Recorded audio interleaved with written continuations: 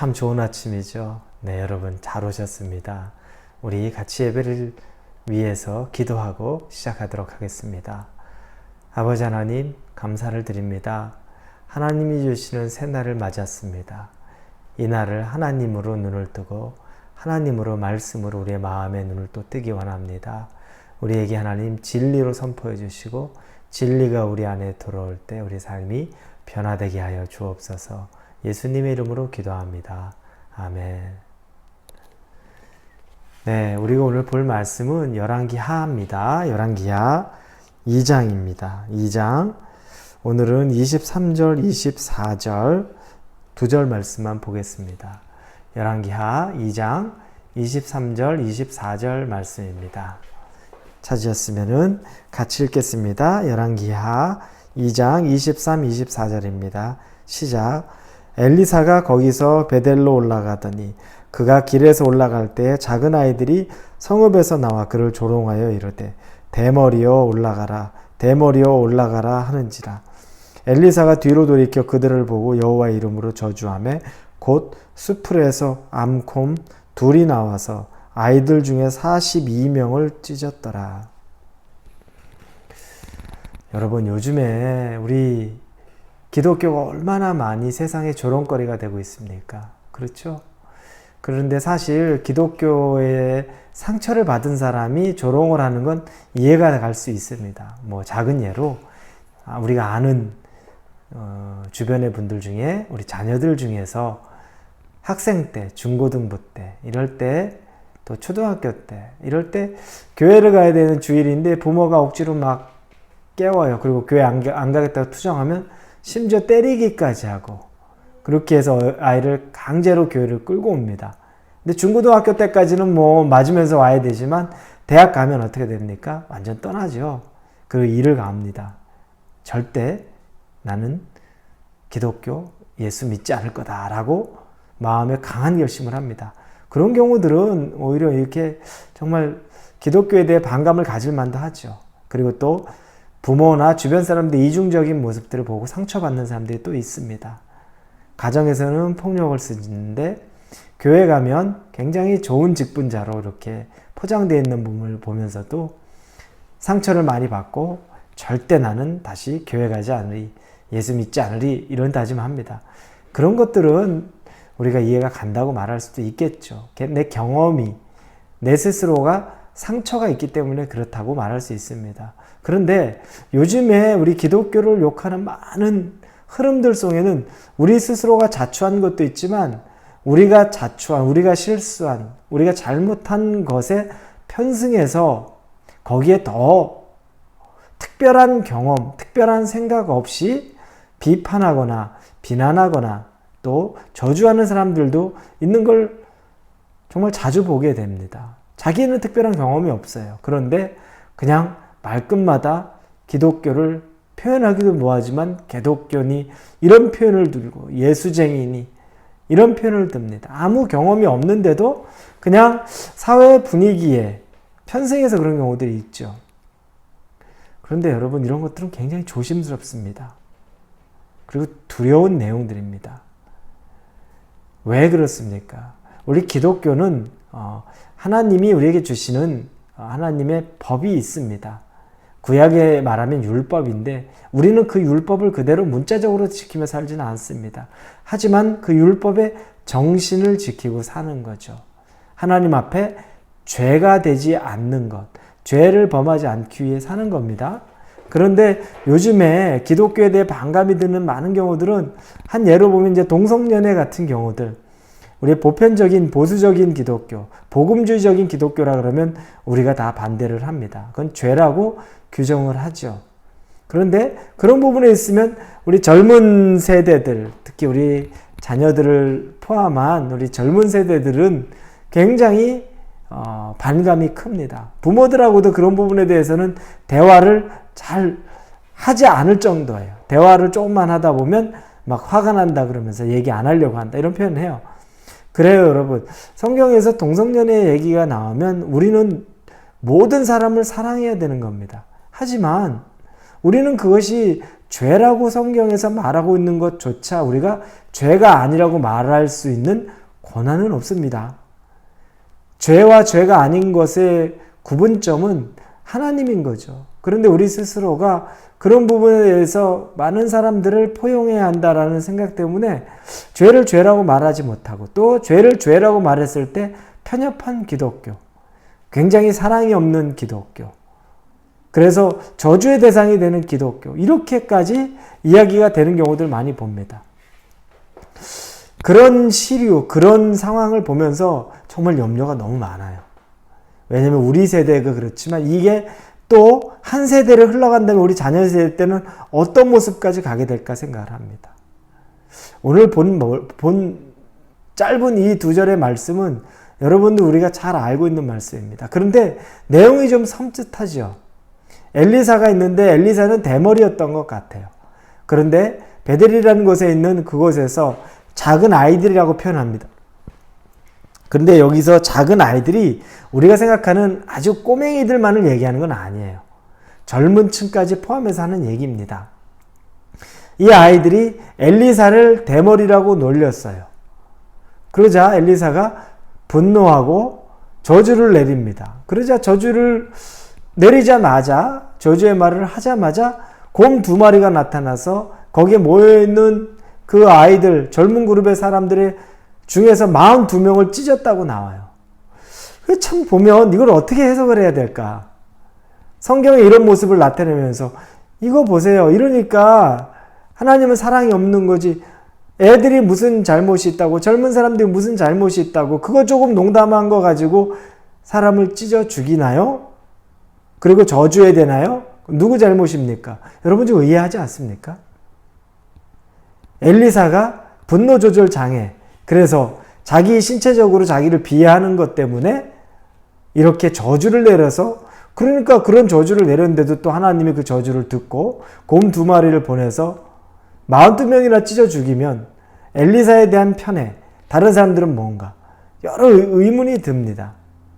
근데 이 본문의 말씀은 여러 봐야 될 맥락이 있습니다. 첫째는 지금 이곳이 일어나는 곳이 베델이라는 곳입니다. 여러분, 베델, 북이스라엘 시대의 베델, 여로보암이 초대 왕이 되어서 다스리던 그 베델하면 무엇이 생각납니까? 여로보암은 베델과 단에 금송아지, 송아지를 섬기는 제단을 세웠던 것 기억하십니까? 왜냐하면 남유다로, 예루살렘으로 절기때가 돼서 제사를 지내러 만약에 북이스라엘 사람들이 가면 마음이 바뀌어서 자기를 떠날 것 같은 두려움 때문에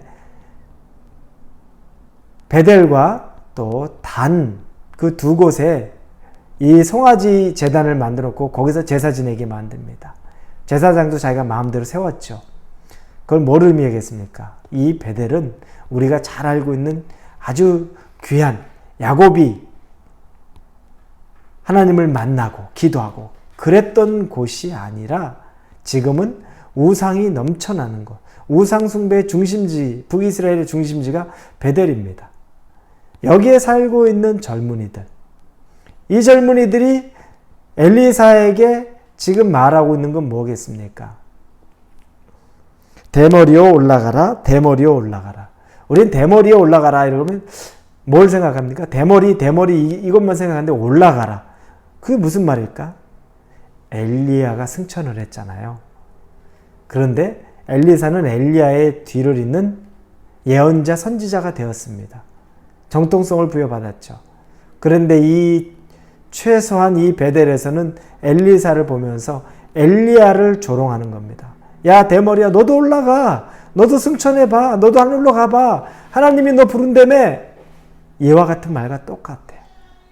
그러니 단순히 대머리라고 말했던 것이 아니라 지금 이 작은 아이들, 어린아이부터 젊은이들까지 엘리사에게 하던 것들은 그 베델이란 땅의 토양에 완전히 우상으로 가득 차 있었으며, 그러면서 하나님을 조롱하고 하나님의 선지자를 조롱하고, 즉 엘리사는 자기가 조롱이 된 것보다 하나님의 이름이 조롱이 되는 것을 보고서 분노를 하는 겁니다. 그래서 그 다음에 나오는 것이 뭡니까? 여호와의 이름으로 저주하며, 하나님의 이름으로 저주하는 겁니다. 그래서 곰 2마리가 나와서 그 많은 숫자의 사람들 중에 42명을 죽였다는 겁니다. 엘리사 주변에 많은 젊은이들이 있었던 거예요. 많은 어린애들이 있었던 거예요. 그 중에 42명이 죽은 것뿐이지 더 많은 아이들이 있었던 겁니다. 뭡니까? 분위기예요. 그 땅의 분위기. 그 땅의 분위기는 어떻습니까? 어른들은 우상으로 가득했고, 그러니 그 아이들도 거기에 영향을 받고 교육을 받고 거기에 흐름 속에 살다 보니까 애들이 이것이 무엇인지 자기가 하는 것이 어떤 행위인지도 알지 못하고 살아가는 아주 비극적인 모습을 보게 되는 겁니다. 여러분, 우리를 봐야 됩니다. 이 미국 캘리포니아, 대한민국을 봐야 됩니다. 우리가 정신을 바짝 차리지 않으면 우리 세대가, 우리 다음 세대가, 우리 이런 아이들이 나올 수밖에 없는 세대가 되는 겁니다. 이게 죄인지도 모르고 하나님을 욕되게 하는 것인지도 모르고 그냥 목소리를 높여서 하나님에게 저주 붓는 것인지도 모르고 하는 것들. 그 책임 누구에게 있습니까? 베델을 만든 그 조상들, 그 부모들, 그 성인들, 어른들, 그에게 죄가 있는 겁니다. 그 흐름이 아이들까지 곧대로 와서 피해는 아이들이 죄인이 되고 아이들이 그 피해를 고스란히 보는 겁니다. 여러분, 우리가 정신 바짝 차리지 않으면 우리가 돈, 우리가 가장 좋은 세상의 물질, 성공. 그렇게 해서 우리가 우상을 만들어 살아가는 순간에 우리 자녀들도 똑같아지는 겁니다. 여러분, 여러분의 자녀들에게 어떤 교육 시키고 계십니까? 학교에서 공부로 성공해야 되는 거, 좋은 데 가야 되는 거, 맞죠? 그게 그게 나쁜 게 아니라는 거예요. 그런데 왜 그게 전부가 되어야만 합니까? 왜 아이들이 하나님 믿는 시간, 하나님을 만나야 되는 시간조차 아깝다고 생각하면서 세상에 있는 시간에만 다 투자를 시킵니까? 왜 아이들에게 똑바른 하나님에 대해서 가르칠 생각을 안 하십니까? 우리가 사는 것들 아이들이 보는 대로 그대로 밟고 삽니다. 내가 평생 성공을만 쫓아가고, 내가 평생 돈만을, 내가 평생을 세상의 유혹만을 쫓아가면 우리 자녀들 똑같아요. 내 집이 베델이 되는 겁니다. 우리 이 샌디에고가 베델 되는 겁니다. 캘리포니아가 베델 되고 대한민국 베델 되는 겁니다. 우상으로 가득한 곳이 되는 겁니다. 그곳에서 자란 아이들 우리 어떻게 할 겁니까? 애통해하며 우리가 지금 기도하고 정신을 바짝 차리면서 하나님 앞에 우리 자신을 돌이키고 우리 자녀들에게 온전한 것들을 보여주고 가르치고 훈육하고 구별시켜야 됩니다. 엘리사 대머리라고 말해서 장난쳐서 죽인 게 아니에요. 그 땅 가운데 아주 뿌리 깊게 내려져 있는 하나님에 대한 멸시, 경멸, 하나님을 우습게 하는 것들이 너무 자연스럽게 표출돼서 대머리에 올라가라. 너도 엘리야처럼 올라가라. 하나님이 살아있는 사람 승천시켰다며. 그럴 능력이 때문에 너도 올라가라. 여러분, 이런 상황이 된 거예요. 우리 정말 애통해야 되지 않겠습니까? 우리 엘리사를 보면서 이 베델에 있는 이 작은 아이들이라는 이 젊은이들을 보면서 정말 애통해야 되지 않겠습니까? 지금 우리가 사는 것이 그것입니다. 기도하고 실질적으로 가르치고 인도해야 됩니다. 우리의 삶도 바뀌어야 됩니다. 아이들 말할 때 돈이 최고가 아니야. 돈을 항상 얘기하는, 재정을 얘기하는 아이들에게 성공을 얘기하는 게 성공이 최고가 아니야라고 말할 수 있어야 됩니다. 돈이 최고가 아니야라고 말할 수 있어야 됩니다. 하나님이 있어야 될 자리에 그것들만 가득한데 말 못합니다. 왜냐?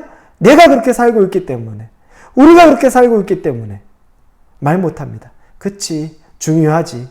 그리고 여유되면 하나님도 믿어봐. 이렇게 돼버리는 것 아닙니까?